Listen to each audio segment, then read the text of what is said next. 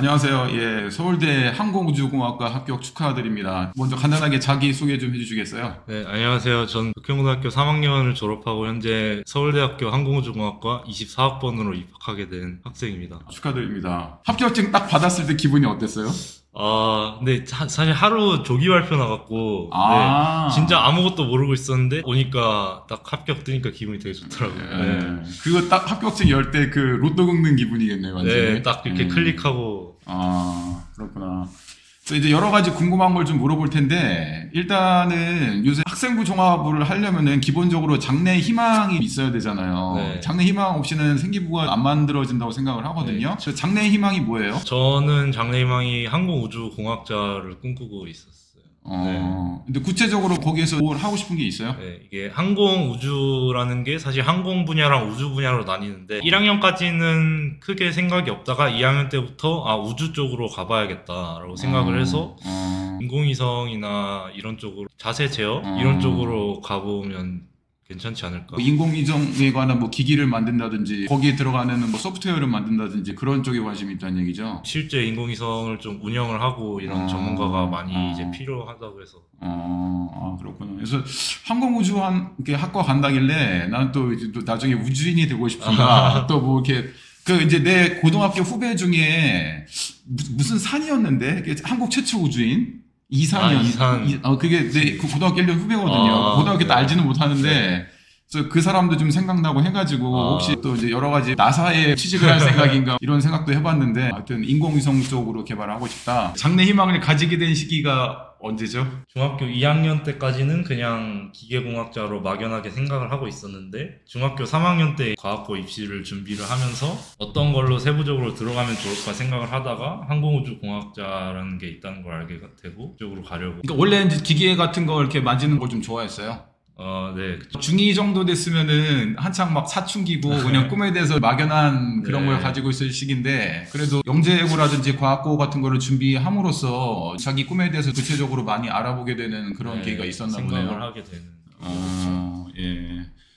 그렇군요. 그럼 이번에 대학 때 수시 지원 어디 했어요? 저는 서울대, 카이스트, 포항공대, 연세대, 고려대 이렇게 5개 했던 것 같아요. 그러니까 그 아래는 안 가겠다. 그다음에 과는 전부 다 이제 항공우주로 했어요. 다 그 5개 학교에 항공우주학과가 다 있어요? 서울대는 항공우주로 했고 카이스트는 무학과 선발이니까 그렇고 지금 기계공학과로 넣었던 것 같아요. 거기서 구체적으로 갈 수가 있으니까. 네. 그래서 그 결과는 어떻게 됐어요? 그래서 서류를 5개 학교를 다 붙었는데 연세대랑 포항공대는 면접을 안 갔죠. 왜냐면 카이스트 발표가 10월 30일에 되게 빨리 나와서 어차피 그게 붙었기 때문에 10월 31일에 합격했으면은 진짜 여유가 넘쳤겠네. 카이스트 붙은 채로 수능을 보고 그다음에 면접을 준비를 한 거죠. 그러니까 나머지 다한테도 카이스트 가면 되는 거니까. 그러고 고려대 면접을 가고 그다음에 서울대도 면접을 준비해서 간 다음에 둘 다 붙었죠. 최종 합격. 3개 학교 다 붙었어요? 네. 고대까지도? 서울대, 카이스트, 고려대 이렇게. 야. 역대급이네요. 전 영상에도 한번 찍었었는데 따로따로 붙은 학생이 있었어요. 우리 프라이메드 초창기 때. 그 형님도 아마 기계공학과로 알고 있거든요. 이제 후배님 되시겠네요. 이번에 역대급 불수능이었잖아요. 어떻게 최저를 잘 맞췄으니까 면접을 보러 갔겠죠? 어떻게 맞췄어요? 일단 근데 3합 7이었는데요. 서울대 지역균형 전형이. 근데 아무 3개나 선택해도 어차피 7보다는 적어갖고 숫자가. 그래서 뭐 수학이나 이런 건 다 1등급 받고요. 그리고 국어가 3등급이었는데 수학, 영어, 물리학이 1등급이어서 뭐 국어 봤을 때 기분이 어땠어요? 국어 이번에 진짜 어렵다고 그러고. 근데 처음에는 그냥 아까도 말씀드렸듯이 카이스트 붙은 채로 와갖고 그냥 별 생각 없이 봤는데 왜 이렇게 어렵지? 내가 풀던 거랑 다른데? 약간 이래갖고 진짜 수능이구나 그러면서 그런 생각하면서 계속 풀었던 것 같아요. 그래도 그러니까 소위 말하는 멘탈이 안 깨지고 그냥 그래도 어느 정도 합격을 했기 때문에 그런 여유가 좀 있었나 보네요. 멘탈 안 깨졌는데 딱 시험을 보니까 헷갈리는 게 너무 많고 그러다 보니까 결국에는 그 답을 하나로 결정을 못한 건 다 찍었거든요. 알겠습니다. 어쨌든 최저를 그렇게 맞춰. 자, 이제 가장 궁금한 게 서울대 면접이잖아요. 네. 제가 알기로 서울대 면접은 이게 말로 논술을 보는 거라고 알고 있거든요. 직접 가보니까 어때요? 네. 근데 말로 논술을 보는 거는 그 서울대 일반 전형이고 저는 지역균형 전형이었기 때문에 생기부 기반 면접을 했었어요. 크게 다른 학교랑 다르지 않다. 그러면 면접에서 어떤 거 물어봤어요? 일단 항공우주공학과를 오게 된 계기랑 항공우주공학자를 언제부터 어떻게 꿈꾸게 되었는지. 네, 방금 인터뷰한 내용이랑 똑같네요. 네. 그럼 거기서도 이렇게 똑같이 대답했어요? 영재고 준비한 거라든지 과학고 준비한 거 이런 것도 다 얘기했어요? 근데 그거보다는 서울대는 약간 독서하는 학생을 되게 좋아해서 책이랑 엮어서 이런 책을 보고서 이런 거를 느꼈다 이런 식으로 책 제목을 강조를 해서 말했던 것 같아요. 서울대가 참 독서를 강조하는 거 그거를 예전부터 알고 있었는데 네. 독서는 몇 권 정도 했어요? 3년 내내? 근데 그렇게 많이 하지는 않고 그 독서 기록에도 안 남겼거든요. 그 생기부 세트계 책을 넣으려고 했고 네, 한 10몇 권밖에 안 될 거예요. 네. 그 권수가 그렇게 중요한 건 아니네요. 네, 그러니까. 그 얼마나 의미 있는 책을 읽었느냐가 더 중요하고. 네. 맞아. 또 솔직히 그 바쁜 생활하면서 책을 뭐 몇십 권씩 읽고 뭐 100권씩 그게 진짜 말이 안 되는 거야. 그거는 내가 교수라도 안 믿을 것 같긴 해. 그러니까 그거를 얼마나 진정성 있게 제대로 다 읽느냐 그게 중요한 거고 그게 나한테 어떤 영향을 미쳤느냐 내가 그 독서람으로서 나의 꿈에 어떤 영향을 미쳤느냐 그런 게 중요한 거지. 그 다음에 면접 볼 때는 누구 나오세요? 뭐 학과장님하고 입학사정관 그렇게 나와요? 네, 그 항공우주공학과 교수님 한 분이랑 입학사정관 분 한 분. 2대1 면접을 보는 거예요? 네, 책상 하나 간격으로 가까이서 면접을 그냥 대화하듯이 봤거든요. 분위기도 좀 좋게 잘 봤네요. 알겠습니다. 말로만 듣던 서울대 면접이 이렇게 직접 들으니까 신기하네요.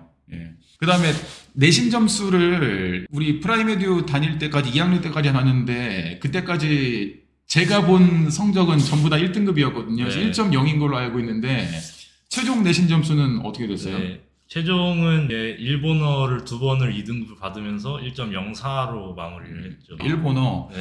과중반 일본어를 들어야 되는 거예요? 네, 일본어랑 중국어 중에 한 개는 그냥 필수적으로 듣는 걸로 돼 있어요. 아니 그 과중반에 그 무시무시한 과학 4과목을 1등을 받았는데 일본어 때문에 이것도 뭐 시험 때문에 2등급 받은 것도 아니고 말하기 평가에서 말을 제대로 못 해갖고 원래 그 전에 일본어를 해본 적이 한 번도 없어가지고 그건 아닌데 중3 때 한번 하긴 했거든요 사실. 그런데 일본어를 말하기가 좀 어렵더라고요. 그렇구나. 그 다음에 과학 같은 경우에는 학생 수 적은 거는 1등급 받는데 그 인원이 되게 적죠. 네.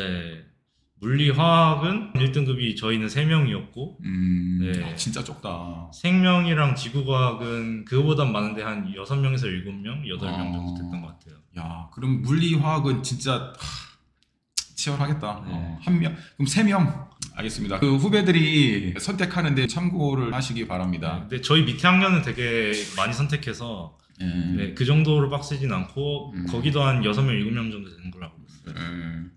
그래서 내신을 1.04를 받았는데 나름대로의 노하우가 있나요?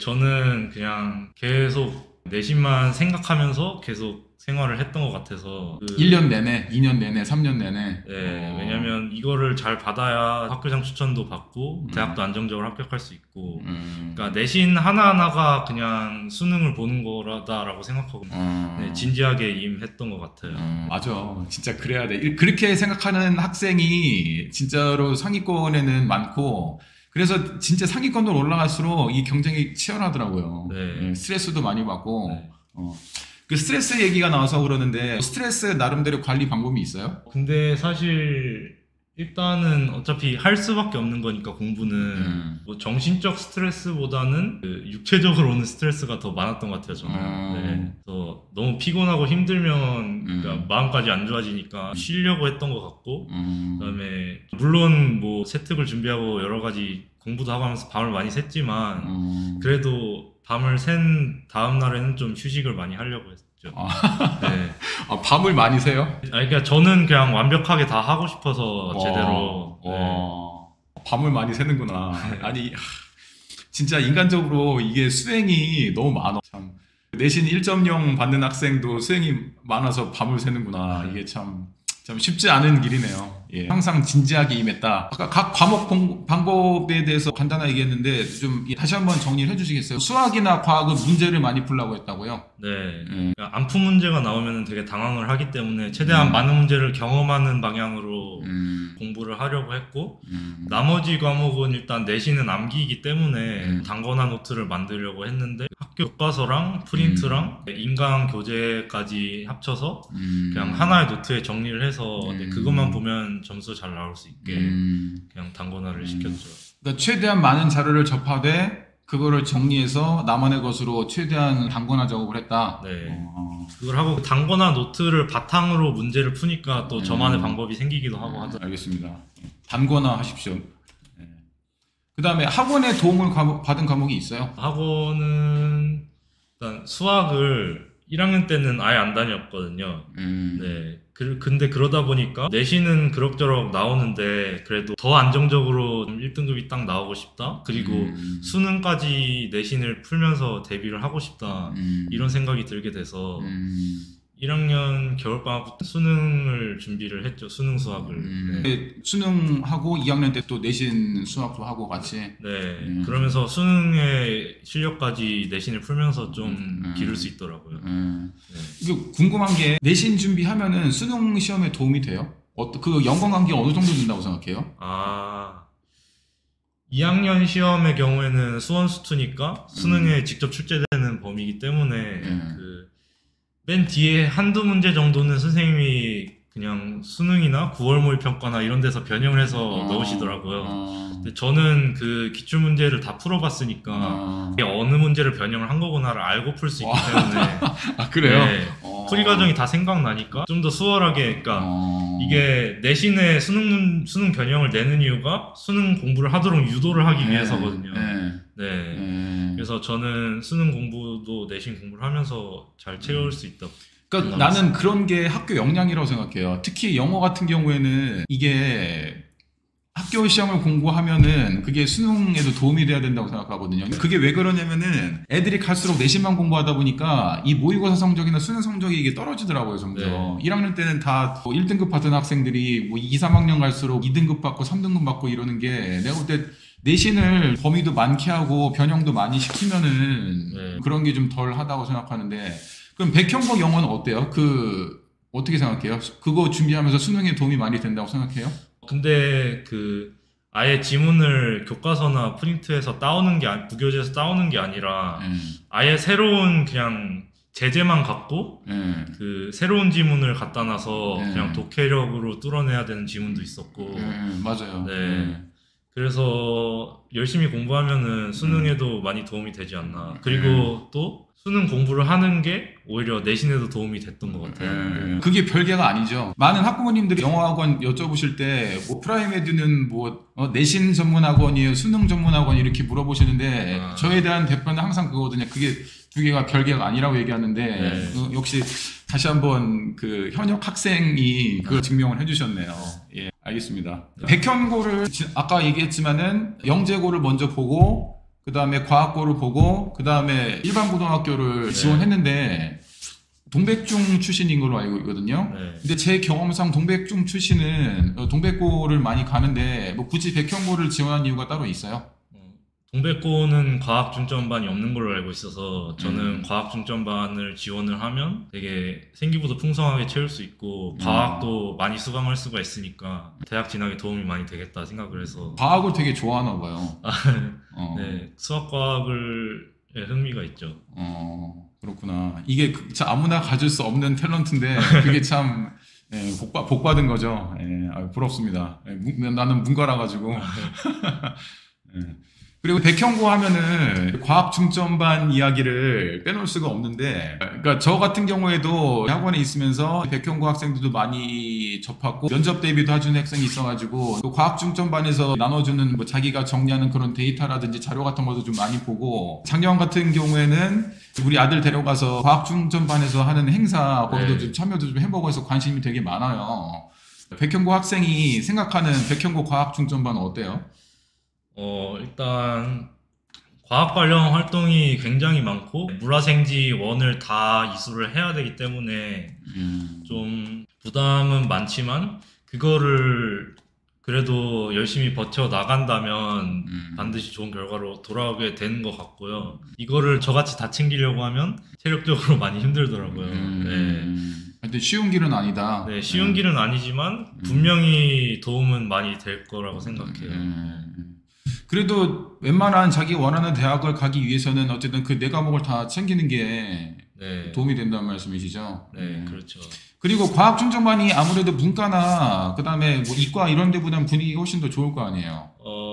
훨씬 더라고는 말씀을 못 드리겠는데 그래도 네, 다른 반보다는 괜찮은 것 같고 공부를 하려는 의욕이 있는 친구들도 많기 때문에 과학 중점반에서 되게 궁금한 게 2학년 때까지는 내신에서 상대평가 그러니까 네. 등급으로 매기는 상대평가가 많은 걸로 알고 있는데 네. 3학년 때는 상대평가가 있어요? 과학 중점반? 3학년 때 진짜 몇 과목 빼고는 다 절대평가 ABC로 나오는 거였던 것 같아요. 그러면은 학생들이 내신에 대한 준비를 별로 안 하겠네요. 그쵸. 절대평가 ABC 나오는 과목은 그냥 프린트 문제에서 바꿔서 내거나 그런 경우가 많기 때문에 아예 처음 보는 새로운 문제를 내질 않거든요.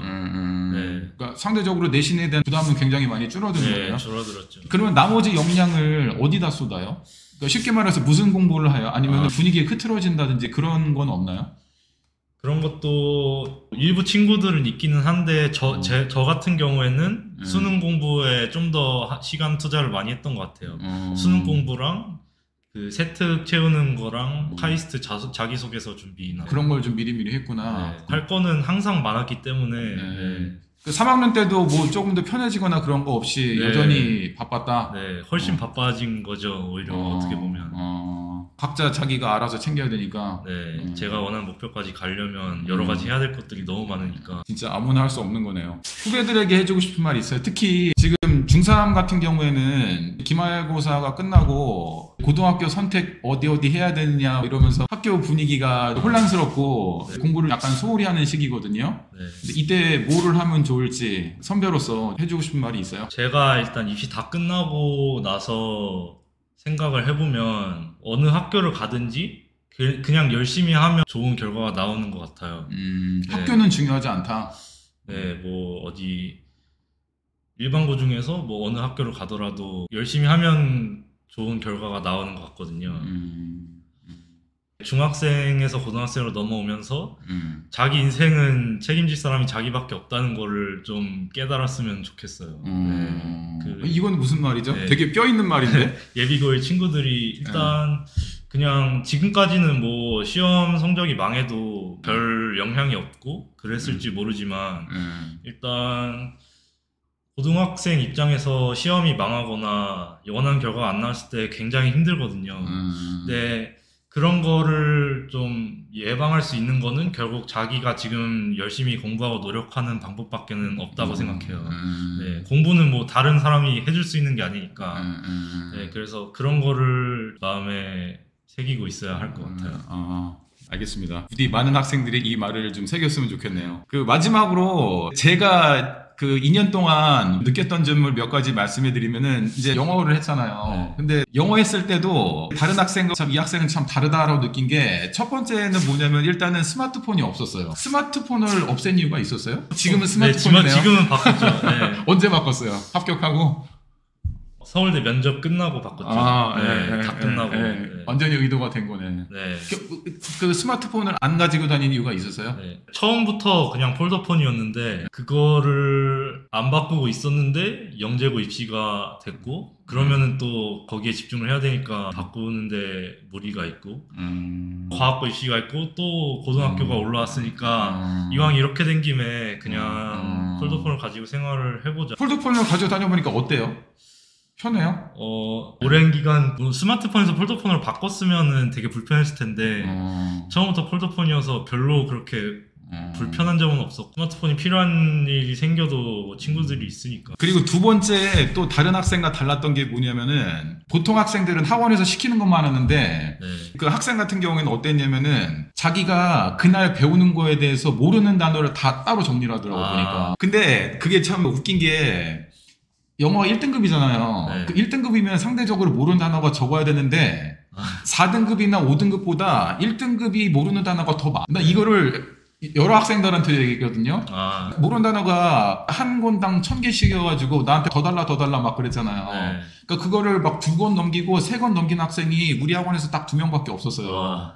근데 그러면은 내가 4, 5등급 학생들한테도 야, 너 1등급이 모르는 단어를 2000개, 3000개 모았는데 너는 왜 모르는 단어가 20개, 30개밖에 안 되냐 이렇게만 얘기를 하거든요. 아. 그러니까 그럼 자기가 모르는 거에 대한 꼼꼼함이나 디테일이 다른 학생과 차이가 많이 났던 것 같고 그런 것들이 모여가지고 1등급을 받을 수 있지 않았나 나는 그렇게 생각을 해요. 내 말이 맞나요? 네, 그렇죠. 네. 그리고 예전에도 유튜브에도 찍었었는데 시험 문제 푸는 것도 달라. 이게 답을 맞추는 게 중요한 게 아니고 거기다가 이렇게 학원에서 배운 개념을 이렇게 다 써놓으면서 풀더라고요. 네. 점준능수라든지. 그래서 이건 진짜 이런 학생 1등급을 받아야지 누가 1등을 받겠나 난 그 생각이 들고 그러니까 그 시험지를 내가 캡처해가지고 등급이 낮은 학생들은 한 번 알려줬는데 그걸 잘 안 해요. 그러니까 여러 번 알려주고 너 이거 왜 안 해? 이거 왜 안 해? 이래야지 하거든요. 네. 근데 그걸 또 시험장까지 가가지고 이렇게 제대로 그 개념을 적용해서 푼다는 게 쉽지가 않은데 그 다음에 뭐 이렇게 변형된 거 있으면은 어디가 변형된지를 그걸 다 써놓고 풀더라고 보니까. 네. 그러니까 와 진짜 답도 1등급이지만은 진짜 그 과정도 1등급이다. 근데 인터뷰를 해보니까 그런 거에 대한 원동력이 진지함, 내신을 수능처럼 생각했다. 나는 그 말이 오늘 되게 많이 와닿네. 그렇게 생각을 했기 때문에 그런 행동이 나오지 않았나. 난 그렇게 생각을 해요. 어쨌든 다시 한번 축하드리고 감사합니다. 가서 자기 꿈을 멋지게 펼치시기를 바랍니다. 이상 프라이메디였습니다.